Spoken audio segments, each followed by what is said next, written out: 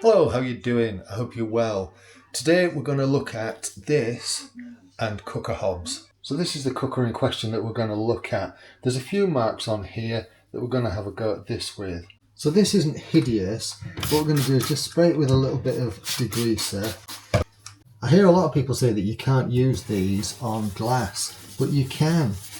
It's a sheer surface, and so all it'll do is just glide over the top. You're not going to be forcing it in and pressing it hard, but it will work on a sheer surface. And what you'll feel with this is if there's any greasy bits or any sticky residues, you'll feel it catch as you glide over it, and so you can just kind of just gently skim over them.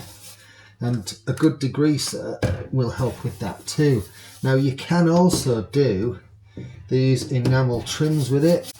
The bits that you can't do with these, I'll just flip the camera around and show you, are the brush steel bits. You can't do brush steel with these because you will just scratch it.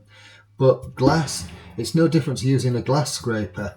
All you've got is lots of little sharp surfaces, and a glass scraper is a sharp surface. You're just doing the same thing, but using one of these.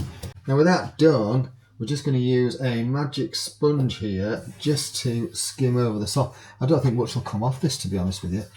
It was better than I thought. But I just wanted to do it to make the point that you can use, yeah, there's not much come off there, that you can use one of those scourers on one of these surfaces so long as you don't go, pushing really hard on it. Magic sponges, for any of you that use these, totally recommend these, they're brilliant. Cloth, just to clean off everything.